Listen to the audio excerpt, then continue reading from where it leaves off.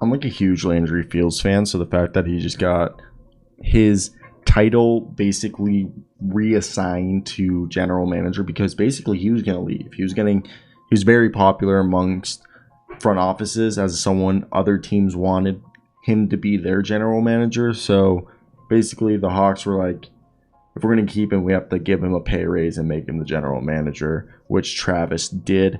And let's talk about it. First off, I love this guy because when I first started getting serious into basketball, I've been watching basketball since 06, 07 NBA.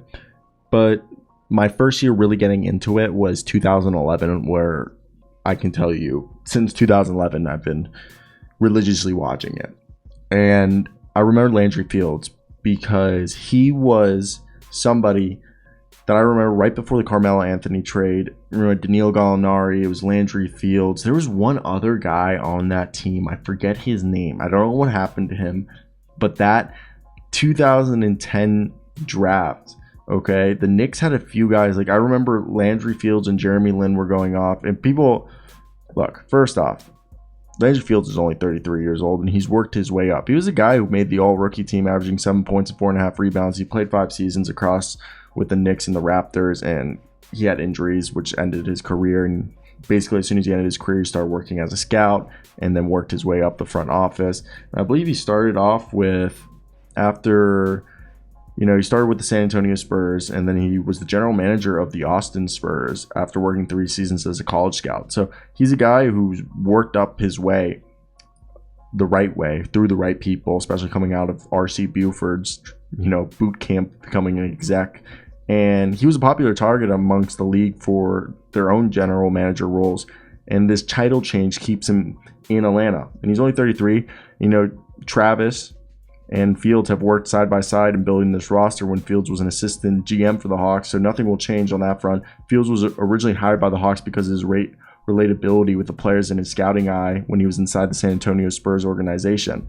And obviously, one of the most important things will be fixing that 26th defensively ranked defense. I don't know why I said defense twice. And additionally, Miami's swarm defense in the first round showed how badly the Hawks need a trusted go-to secondary option alongside Trae Young. So Landry Fields will figure that out. But again, look, Landry Fields is someone, in his rookie year, he was shooting 39%. But I actually want to, let's pull up this team, because there's another guy that was on that team with Landry Fields. It wasn't Jared Jeffries, okay? I want to figure out who this was, because it wasn't Chandler Wilson or Danilo Gallinari who were part of that trade. Also, I did not know Chandler Wilson or Wilson Chandler. I don't know why I was saying Chandler Wilson. Wilson Chandler went to DePaul. I did not know that. That blows my mind. Was it Ronaldo Walkman? I don't think it was Ronaldo Walkman. There was another guy that was Landry Fields' teammate. Was it the following season? I have no idea.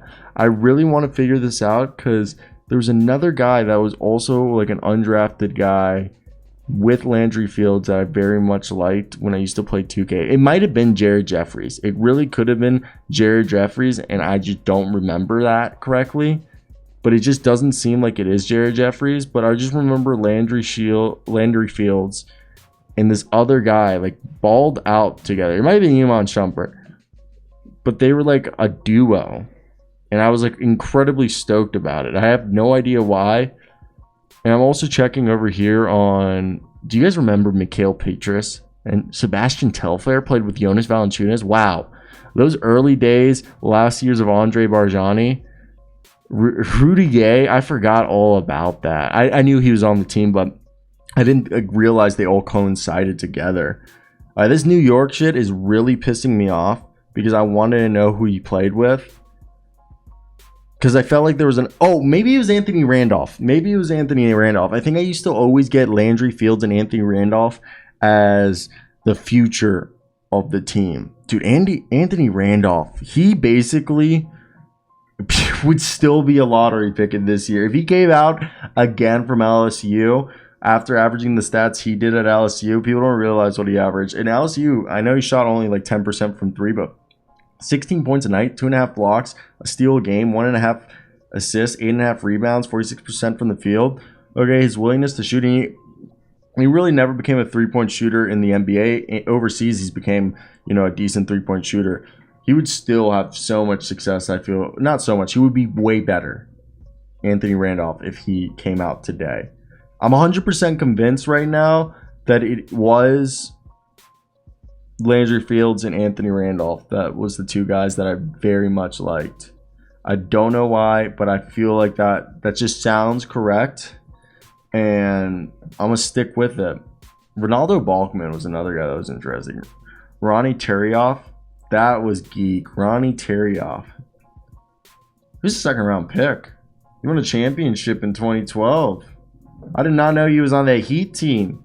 Did not know he was on that Heat team. We're done. I'm done. Goodbye.